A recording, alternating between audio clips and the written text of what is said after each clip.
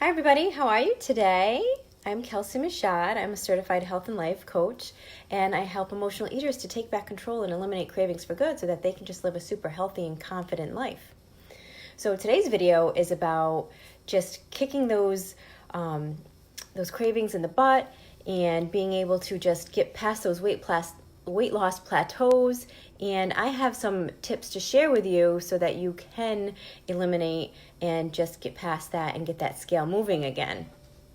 So first of all, we start off the new year with a bang. We have all these goals that we want to reach, and that's great. It's great to make these goals and work towards them.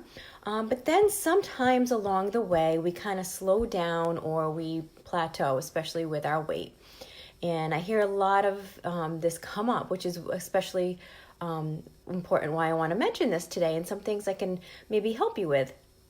So, don't worry if you have plateaued because it's normal. It's going to happen along the way. But I have some tips to get that scale moving again for you. So a couple of plateau breakers that I recommend. First of all, I want you to look at your diet. Look at what you're eating and look at where you can actually cut back. See what you can cut back on, such as sugars or those simple carbs. Because those will help. By cutting back on that, you'll be able to maintain a stable blood sugar level and then reduce your risk of diabetes. And also, if you're cutting back on those sugars and simple carbs and you have a more stable blood sugar, then you're not going to get those blood sugar spikes. And when you get those blood sugar spikes, that's when your body starts to crave sugar. And when you're craving sugar, you know that that's where the binge comes in, and then that's where the weight gain comes in, and it's just that vicious cycle all over again. So if you can try to eliminate, some of the sugar and simple carbs and have more like complex carbs, more kinds of like fruits and vegetables, those kind of carbs, whole grains, oatmeal, things like that, it'd be much better off. And also practice mindful eating. I teach this to my clients and I do it myself. I practice it myself. So, you want to enjoy the food that you're eating through your senses. You want to just slow down. For example, try, first of all, not to eat in front of the TV or even your computer or any kind of technology, because this kind of leads to overeating. So next, I want you to try to maybe plan and prepare and pack your meals and your snacks too. Make sure you have snacks with you ahead of time because this will help to make you make healthier choices, especially when you're feeling that hunger coming on and you need to grab something quick. And rather than going through a drive-through or grabbing something from the fridge that you hadn't already prepared that's just quick to grab, you want to be able to have like some nice fruits and veggies like cut up and prepared and ready to just grab and go, things like that. And pack your lunch. Pack a nice healthy lunch with you so that you have it there, so there's no excuses. And then also, if you're eating out, you want to try to stay away from those deep fried, pan fried, and sauteed cooking methods. You want to stay away from those heavy sauces and the like breading type foods, and you want to look for like the steamed or the roasted or the baked cooking methods of foods. And you want to, of course, drink plenty of water because a general rule of thumb is actually to aim for at least half your weight in ounces. So I always start my day with a nice big glass of warm lemon water, and lemon actually aids in digestion, so that really helps to get you going for the day. And then just continue your water throughout the day.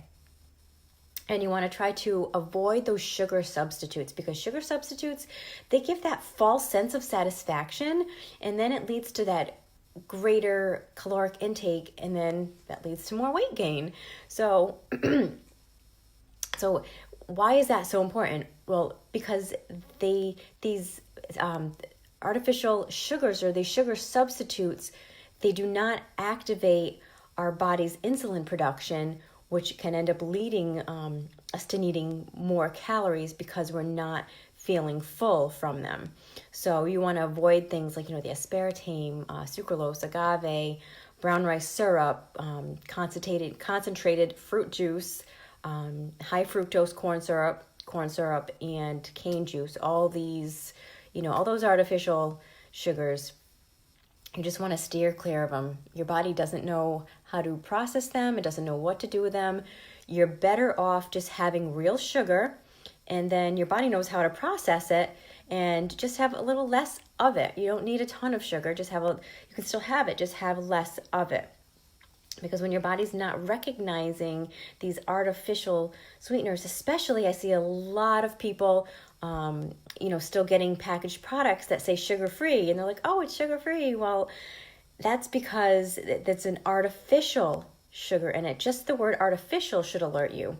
Okay, your body's not going to recognize it. It's not going to know how to process it, and it's not going to be able to store it properly, and it's going to lead to later on, it can lead to health problems and stuff like that down the road. So, I really recommend keeping those away from your body. Okay, and then you also want to consume lots of omega-3s, because omega-3s they're monounsaturated fats, because these are really key to actually burning fat. So your healthy fats help to burn the bad fat. And then you'll find these kinds of omega-3s and monounsaturated fats in avocados, hemp seeds, almonds, walnuts, all your nuts and seeds, salmon, chia seeds and flax seeds, and even olives and nut butters. So lots of really good healthy fats out there that you could incorporate into your diet and help get that fat burning going, get that scale moving again. And you want to get plenty of sleep, because sleep is so, so important for our bodies for so many reasons. But you want to aim for at least 7 hours of good quality sleep and practice those good sleep habits, because, get into a good sleep routine. Because in fact, less than 7 hours of sleep per night can actually reduce and even undo all of those benefits of your dieting. So if you're wondering why you're waking up craving foods or craving sugar, you might not have gotten a good night's sleep the night before, or enough sleep the night before. Okay, so sleep is really important when, not just for our health, but also when you're someone who's trying to lose some weight. So really, you want to just set some reasonable goals and take very small steps toward them. You don't want it to be overwhelming so that you're not wanting to get to that finish line. You want it to be just small so that it's sustainable.